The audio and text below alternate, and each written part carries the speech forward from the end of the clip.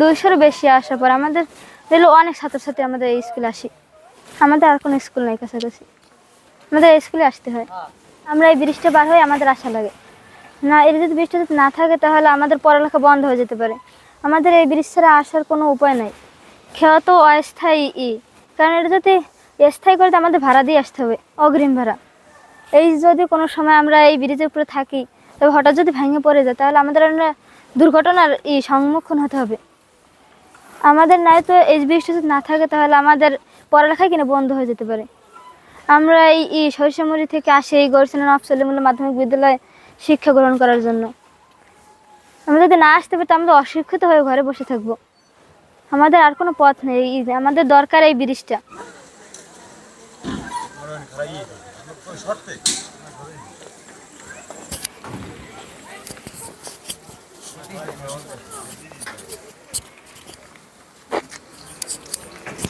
দীর্ঘ 25 বছরই কিন্তু এই সরিষামুড়ি এবং 2 নং গরিচান্না ইউনিয়নের সাথে যে সংযোগ ব্রিজটি, সেই ব্রিজটি কিন্তু দীর্ঘ 25 বছরে কিন্তু সংস্কার হয়নি।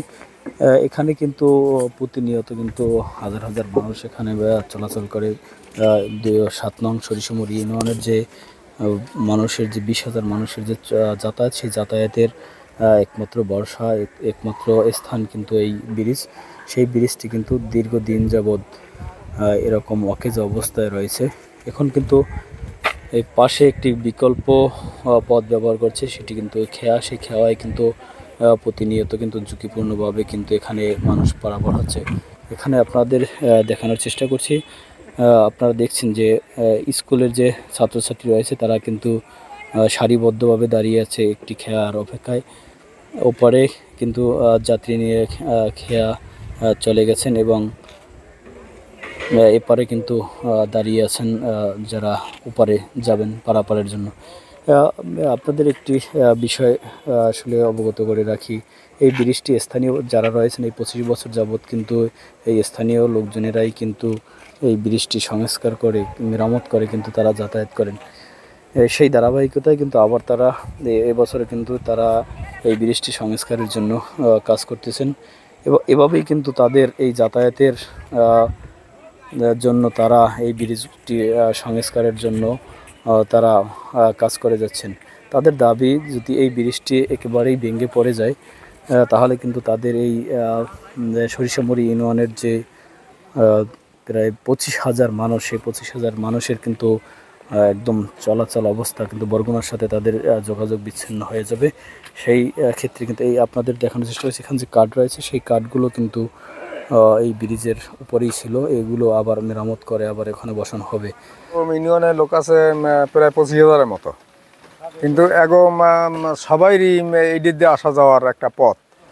এই যে সিরিয়ার বন্যার 12-14 বছর আগে হয়েছে, তা হওয়ার পরে ওই একটা ট্রলার জাহাজে মারিয়ে দিয়েছে, মারিয়ে দেওয়ার পর মাঝখানের ওই পাটটা পড়ে গেছে। পড়ে যাওয়ার পর তো আমাকে যোগাযোগ বিচ্ছিন্ন হয়ে গেছে। তারপরে চেয়ারম্যান মানে কাজ করা হয়েছে ওই কাঠ দিয়া, আর ওইলে বদখালি ওই মিস্ত্রি গানিয়া কাজ করাইয়া আবার মোটামুটি মানুষ চলার মতন একটা পথ করে দিয়েছে। এরপর ব্রিজ যখন হয়ে যায়, চেয়ারম্যান কাজ করাবার পরে এই কাঠ দিয়ে উপরে স্ল্যাপের মতো করে দিয়েছে। ওই দিক দিয়ে লোকজন যাওয়া আসা করে, অথচ রুগী বা একটা গাড়ি যাওয়ার মতো কোনো পরিবেশ নাই। পরে অটো ওঠার কাঠ দিয়ে অটো পাড়ায়, আর পরে আবার চেয়ারম্যান কাছেই করছে যে ওই কাঠকুটে যা দেওয়া হয়েছে কাঠকুটে নষ্ট হয়ে গেছে। এখন লোকজন পারাপারের সমস্যা, আর হয়েছে যে ওই যে ব্রিজের নিচের যে জয়েন্টগুলো সব মরিচে ধরে নষ্ট হয়ে গেছে। এবার লোকজন উঠলেও ব্রিজে কাঁপে, তো যে কোনো সময় পড়ে যেতে পারে।